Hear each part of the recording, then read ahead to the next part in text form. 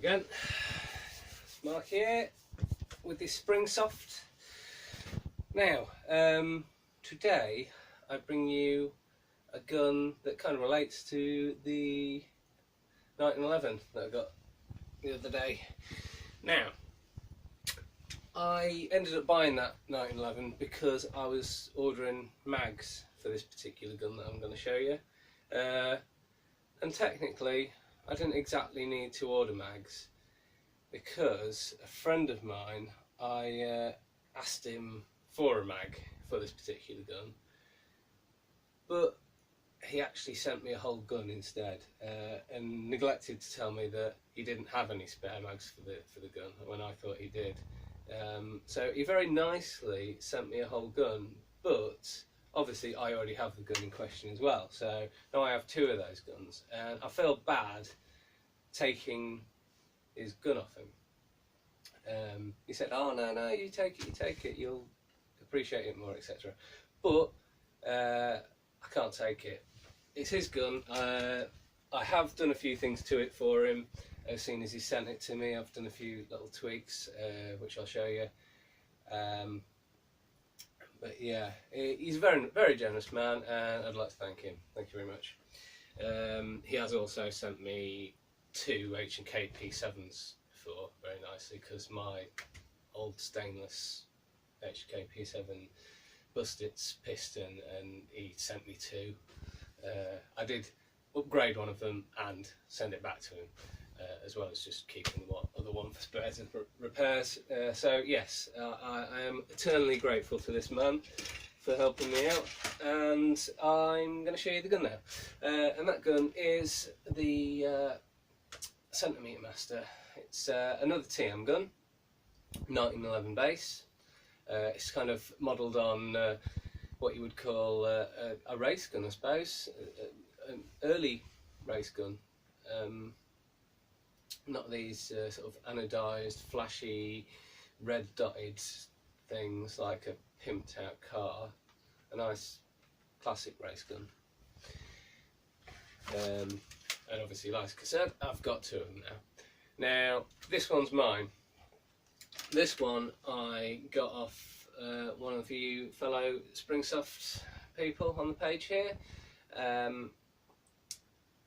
Obviously, this fella, he messaged me and said, "Oh, would you appreciate this?" And I said, "Yes, I would appreciate this." He also sorted me out my Ruger. It was missing a couple of parts though. It was missing the safety on here. Now the safety that I've put on here is non-functioning, but it's off a gas blowback pistol. The other part it was missing was the thumb protector piece.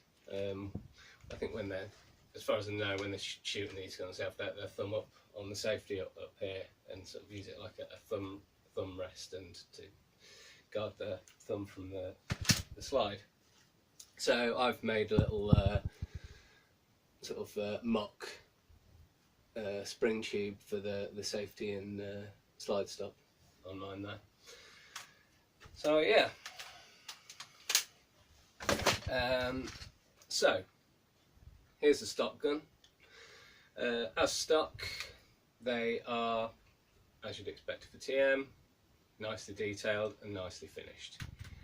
They are an earlier model of TM's range, so they don't have all the details of what you'd find in like my 1911 I showed you the other day.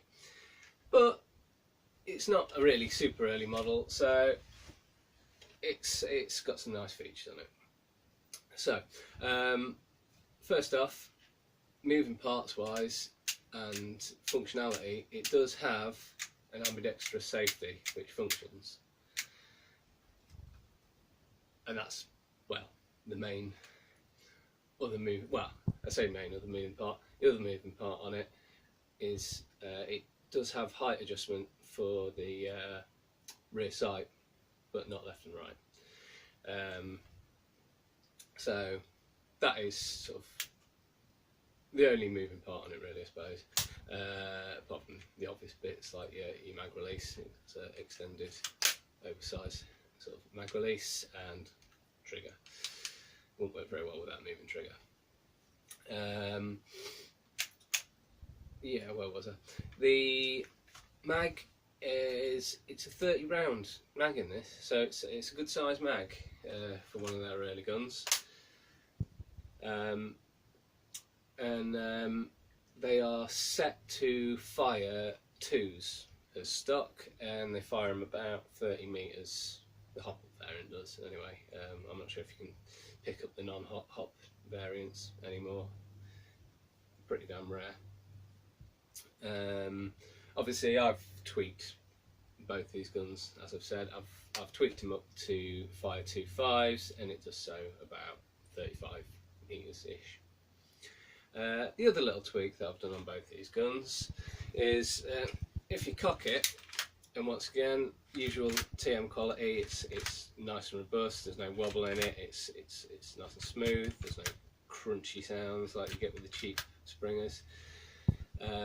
Usually when you cock them, you cock it back, and this ejection port area, it's just covered over all the way along.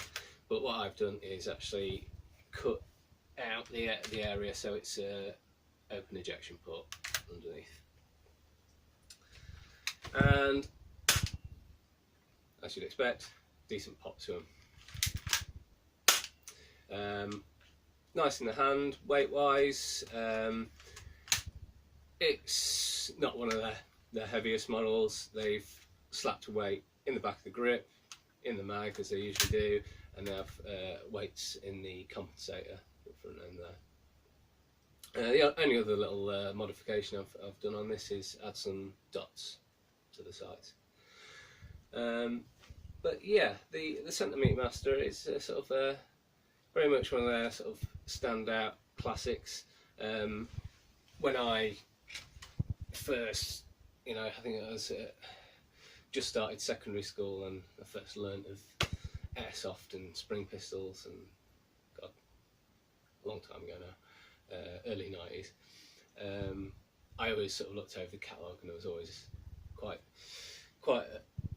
I don't know, there's something about the Centimetre Master which always sort of I've always wanted one, and it's taken me a long time to actually get one in the end.